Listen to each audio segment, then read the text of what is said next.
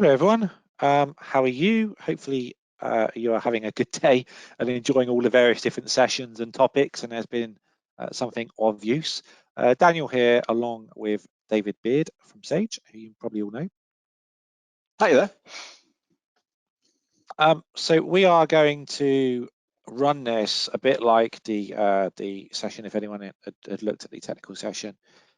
This is just the general questions and answers session about any particular sales issues or questions you have around articulating the sales proposition, or actually specific sales issues you may have come across. So if anyone has any questions, please feel free to type some questions into the questions box. Yeah, it'll be useful as well if anyone's got reflections on the two project sessions this morning. So I thought those were quite interesting, watching them back to back, about the packaging of the idea and the delivering of the value, because I think that's a big deal. It does make sense in the context of people possibly treading carefully into the world of CRM, either as a customer or a partner, right? Absolutely. It's I think one of the reasons that partners struggle sometimes, especially when they do other products, other ERP products, etc., as well as CRM, is around the difference in project delivery between an ERP project, which is generally fairly static and linear. You can generally work out how many days it takes for training and stuff. But CRM projects, if you let it run away with you, or you don't scope it correctly, or you don't constrain it within certain sort of fairly tight boundaries, can end up just turning into a massive project. And obviously, when customers are not, or when partners haven't done a large amount of projects, and the consultants that are doing those projects haven't had a large amount of experience of delivering and managing projects, they can massively run away from partners, and it sort of becomes detrimental to both the partner and the customer. Yeah, and some of you would have heard me say this before. It's an old saw of mine, old saw of mine, about, you have to paint the vision of what this thing could be for your future of the company, and all the value and all the areas of the business that could help. But equally, you have to then haul it back in and go, well, where do we start? And the saw I use is the house, right? Everyone would love to live in a big house, but you've got to start somewhere, and you may have to extend it later on, but you need the money and the time and the thinking to get it right. Exactly. You just need to know that your builders that are building the house can build the extensions you need. So we've got a question. Shoot. So it's Paul Caron. There is a good discussion point in the group about existing CRM installs versus new customers. Taking over an existing Sage CRM client can be challenging. Can you talk about the sales approach for this type of project?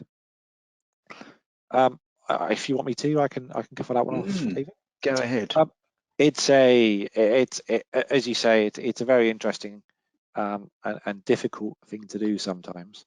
Obviously, one of the first things you need to do is look at the existing customer sites, and we tend to run the component manager and script out the component changes so that we can actually see what changes have been done in that system within the front end. And we'll look in the standard folders, such as the custom pages and the custom.NET folders, JS folders, just to see initially how much modification has actually been made to that system. And if there is a sizable amount, or they've got any .NET development or anything like that, then we tend to find out whether or not the customer has access to the code for that .NET, for example, because that can start to cause problems when you're bringing over existing sites and you don't have the code base to expand, change, or even fix any issues. So it's quite a consultative approach from our perspective when it comes to those type of projects. We do need to make sure that the customer is aware that it's not going to be necessarily a completely smooth process, and there is going to be some finding out, even if it's from support. If a customer's been on a customer site for 5 years with another partner, and you take them over, their support people know that system, and so we're, as a new partner, going to still have to spend some time learning and finding that out. And invariably, we'd love to be able to do that in our free time. Invariably, the first time that a lot of support consultants will see a system is generally when a support ticket comes in. So there's going to be some issues that they may have around that. Do you ever roll people back, Danny? Do you have to unpick anything? We do quite often. Quite often we Mm, do. We do rewrite some bits of code sometimes. right. I guess one of the main questions would be why is the customer moving? Because customers that are happy don't generally move unless they're either spending too much money, they think they can get it cheaper, or they're unhappy with the system or the partner that's providing it. So if we start to look at why, if they're unhappy with the system, then we need to look at the areas that they're unhappy with, and part of the sales engagement will be to find out exactly why they're actually moving. If I'm honest, sometimes we've turned around to prospects with other partners and just advised them, Mm, if you just looked at this or you just looked at that, or worked with them on this, or maybe you can carry on with your existing partner. Because I was once told many years ago that there's a difference between good profit and bad profit. mhm. And sometimes, sometimes those issues can come from actually just a little bit of misunderstanding between Yeah. customer and the existing partner. We don't want to get involved in all of the pain that that customer is going to have to go to potentially to move across to us, when it's an easy issue that they can fix between them. Yeah, good. And that's great advice, because I think sometimes it's going back to the builder analogy. It's sometimes it's just the conversation needs to be had, and it might be a bit terse, but at least it gets things resolved versus ripping the house down and starting again. Absolutely. There's yeah, a lot of the time there's no point in doing that, but actually, invariably people are coming across to a new partner because there's some additional skill or additional knowledge or products or something that they want to use, and that they're not feeling that they're getting the most usage out of their CRM system. I mean, this is why we've put together this summit, because we actually want to help partners skill up internally to be able to Mm, do more for their customers. And even if it comes down to, if you look at the things like the earlier topics around the 10 things to do with the client-side API, mm, the benefits just by knowing you can do some of those things will hopefully help your own CRM consultant start to go, actually, I just want to learn a bit more about how to do that. Or at least yeah, I know that that can be done, so that we're not saying no to customers all the time. that's a strong point. And stop me rambling if you've got another question holding there. But I was just going to summarize that point as well by saying about the summit itself is it's just getting all the boats to rise together, right? I'm moving on to a different analogy now, but this idea that I speak to it a lot in my sales education that I do online. It's like you have to know enough about the product to feel comfortable talking about it. Doesn't mean you have to be a genius, and it doesn't mean you'll take every client to be a multi-hundred site. But if you know enough that you're comfortable and can de-risk the project for you and the business that's buying it, then that's a happier place to be, right? Absolutely, absolutely, and that was one of my points on the 357 session earlier, which is now up. If anyone wants to catch up on that, I haven't seen that on the sessions list on the site. That when it says that some projects fail, quite a few projects fail because of the risk. That's not just risk to the customer, but that's risk to the partner as well. And Yeah, it's that risk to the partner and the fact that a lot of partners feel like they've been burnt. Um, the salespeople will moan that the consultants didn't know what they're doing, and the consultants will moan that the salespeople oversold or overpromised, and everyone has a bad experience of the whole situation. yeah, And therefore, the salespeople don't want to sell it again, and the consultants don't want to work with it again. And unfortunately, that's not necessarily just related to Sage CRM. That's across CRM no, projects as a whole. yeah, exactly. Yeah, exactly right. Good. So there's no other questions at the moment. We've Oh, still got, oh no, we've still got a fair bit of time to go. So if anyone does have any other questions, then please feel free to join. Otherwise, you'll hear the ramblings of myself and David that we do fairly regularly. I'll Um, ramble on while you get another question together. Come on, everyone. You must have some burning questions. One of the things I'm always interested in, and you and I have known each other for a while now, is what's been your favorite story of someone who started small, a germ of an idea, and ended up going quite large? And why was it the favorite? What was it about that customer that took it from tiny to large? um, We haven't rehearsed this, by it's the way, so it's no, I completely. know. I'm just trying. I mean, we've had quite a few. Yeah. I can probably use one. It was our second ever customer that we took on. Mm, Our first customer, as some partners have, was a very large customer, and they paved the way for us to become a partner. That was great.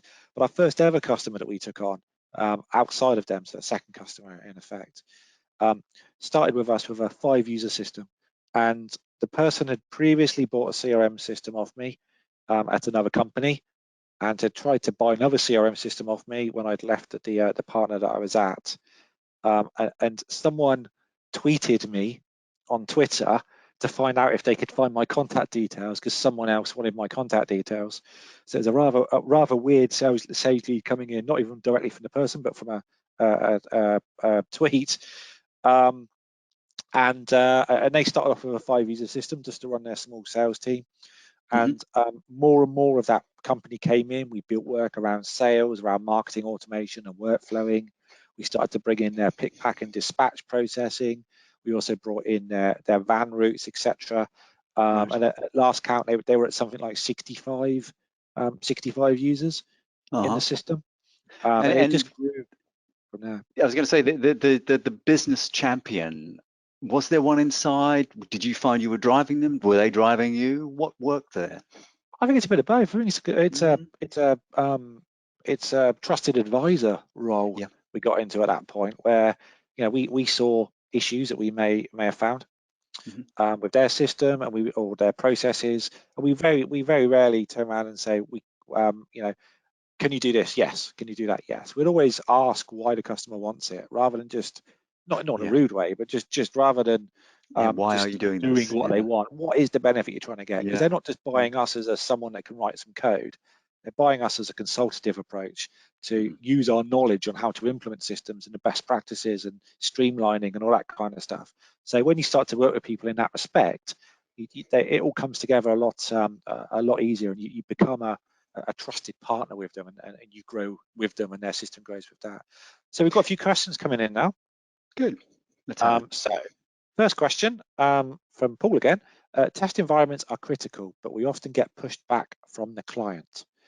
So this is an interesting one. I don't know the regulations around test licenses in the US. Obviously, we deal predominantly in the UK. But we can get test license keys in the UK. And so we would either install a test system on like a VM or something like that, or even on a hosted platform. We actually host about 60 CRM systems for customers at the moment.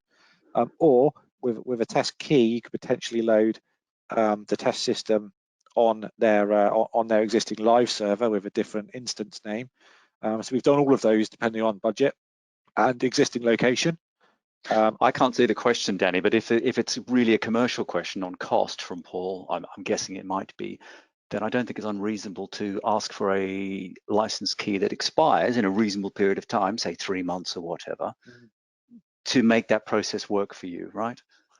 Yeah, indeed. Yeah. So I think there's another question as well around that. Client get pushback from clients. As an extension to the question. Okay, so test environments are critical, but we often get pushback from the client because they are difficult to manage. Are there any good tools available to refresh the test environments so that the data in the test is relevant? Well, to be honest, we tend to do test environment refreshes at the end of each development cycle. So we would do development in a test system, lift that development up either manually, depending on the size, or component bundled into the test system. Or potentially for some of our larger customers into a pre-production test deployment system. And then once it's gone live into there, we would then actually lift their live database, load it back into the test environment and pre-production environment, and then deploy the next block of work for within there. So we would generally, on our refreshes, we would lift the live database and the DLLs and code, etc. And then bring that back into the test environments, generally to refresh. I've got a question. A half an hour process. I've got a question for you, if you haven't got one there loaded. When you're talking to people about CRM for the first time, and you're talking to a Sage customer, so they have a Sage accounting system, how do you approach talking to them? Do you come at them up from the accounting system, or do you start down, as in talk to everyone about what is available in CRM? So my personal opinion has always been for many years, and if any of you ever know anyone that I talk to or worked with other partners, they will back this up. I am very much a believer that you sell to the majority, and you produce for the majority. So if, for example, you've got a company of 100 staff, you may have 10 people in the accounts team and 90 people that do other stuff.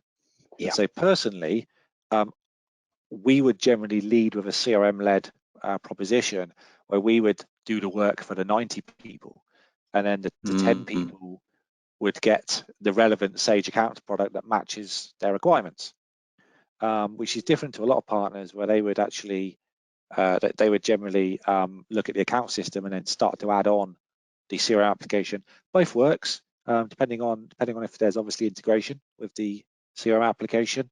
But we tend to find that with a CRM-led sales engagement, we tend to have higher value, more stickier customers. Right. And do you find, because it's something that's often expressed to me is for people, partners, I'm talking about resellers, say, oh, you know, if I go and sell to everyone, the sales cycle takes longer. What's your view on that? It all depends. I think it can sometimes elongate the sales cycle slightly because obviously it's more people that have to make a decision. But it can obviously also add a lot of weight onto the decision, and sometimes actually make that happen quicker. Because I always look at it as a set of scales, and there's an amount of cost on one side of the scale and an amount of benefit on the other side of the scale. And CRM, when it's added onto a Sage Accounting solution, is generally one of the more lower cost add-ons.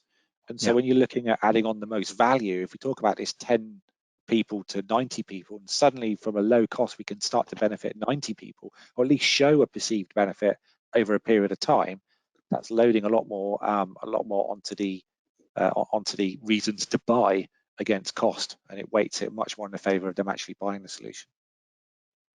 Interesting. Okay, we've got another question come in. Okay. I feel like I'm at a chat show, like a radio chat show host. So this is from Amy Pittock. How do you find it best to deal with a customer who is constantly changing their mind in relation to, for example, field customizations, selection lists, etc.? I know you generally have a 10 field limit, but do you get much pushback on this? So the first thing I'll highlight is that 10 field limit is purely for the 357 plan. We have some customers that have spent hundreds of days with us and spend hundreds of days a year with us on CRM development. So it's not a fixed in stone. It's only for the smaller sites, the pretty micro sites really. And it is an interesting one. I mean, personally, we're probably a little bit too flexible. So if someone phones up and they want the odd changes, we generally would manage once they're live through support. But if it's a drop-down list, etc. But we can't emphasize enough that a lot of that comes from training. So if a customer phones up 2 or 3 times, then with the same question, how do I change this drop-down? Can you change this drop-down for me? It starts with how can I, and then it changes to can you? And at a certain point, because can I, you show them, and then you show them, and then you show them, and then suddenly it's, oh, can you just do that for me? So we do kick back quite a lot on that. So in essence, you do need to be strict with them from a support element. You do need to make sure that from a project element, you do need to make sure that as much of it is documented as possible, and that they understand the reasons why you're asking them to do that, and that there will be a certain period of time and an additional cost if they keep changing their minds. It is played off slightly with being too nice and saying, yeah, that's no problem, we could just do that. So but it kind of you need a bit of sort of minimal selling going on through that delivery process to say to people, yeah, I know it is easy to do drop down field changes, but equally, you know, I'm not going to do 750 of them, I'll do you 10, and then we need to talk about it. And so that balancing that selling of functionality versus return, right? Exactly right. And that's why we do this 10 field limit. It's to let them think about the effort involved in actually doing more, and reinforcing that through both your project delivery and also through your support teams. So if we have questions internally, the support know that if it's can you just add a value to a drop down or just change a caption, and it's a customer that doesn't really phone up that much or whatever, we have that issue a lot, we would generally just do it. But quite often I'm asked by the team, we've just got this customer, they've asked if we could just readjust the list and do some sorting. Well, you need to make a decision at that point as to whether or not you're going to keep doing that for them, train them up on it, or just charge them. So you do need to be quite strict. But we find, And our growth has come from being nice with customers to a point. So. And where you are in the education cycle, so sometimes you need to be, well, it's kind of tied to my earlier point about selling the benefit. If you early on look good and be nice, but later on it becomes a project management issue more than a sales issue. Yeah, exactly. I don't think there's a one-stop shop answer to that question, if I'm honest.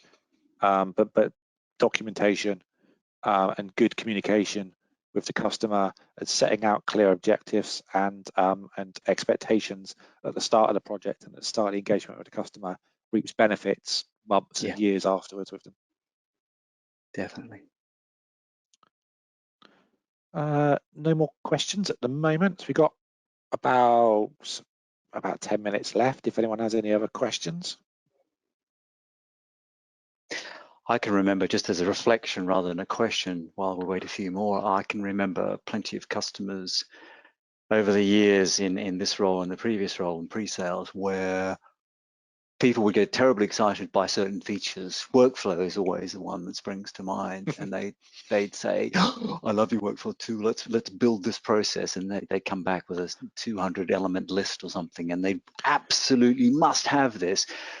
And it was a bit of a Rumsfeld moment because they didn't know what they didn't know about their business, and they didn't know what they didn't know about the product. And you fall into a hole, which we get wiser and older and figure it out, but you fall into a hole of doing it for them and getting the money, obviously. And then about 6 months later, they go, actually, that's not what we do at all. And I want to change everything now. that is very, very typical, as you know, and probably everyone on this call knows. And that's why in 357, we specifically, unless they show a need to have workflows, we generally don't even mention them that much, just to get them up and running and start to add that value on at a later date. But I think every consultant that's done projects has been given our workflow is pretty simple, and then it comes out as a 100-step multi left right yes no kind of thing, so it can get quite scary. And as you point out, a lot of that, if you implemented that system absolutely perfectly from day one, chances are by about day 5 they'll find some things to change. And so that's why we do tend to prefer, unless it is a very specific requirement, tend to prefer to get the people up and running on the system, and then to start to expand that out from there. But we do obviously need to explain to the people that are purchasing the software some of the benefits they could have, and share them some things that we've done in the past, and so that their purchasing decision isn't just on what can we do now, but what will it do in the future. And as long as they're aware of all of the things that are happening in the future, both with the product development and with what you can do with it, then we tend to find that they're fairly happy. But scope creep, as you highlighted, we did on our 357, and you did on your slides as well on the projects, is one of the major issues around project delivery and acceptance. Quite right too. All right, look, well, I think if there's no other questions, should we bring this to a close, because we need to roll into our 3 o'clock, don't we? So should we call that a day? Yep, absolutely perfect. Thanks everyone. Thanks for your time, and I'm sure hopefully you'll join some of the other sessions later on through the day, and all of these sessions will be available on playback shortly as well. Super. Cheers, Danny. Thanks everyone. Thanks. Bye. Bye everyone.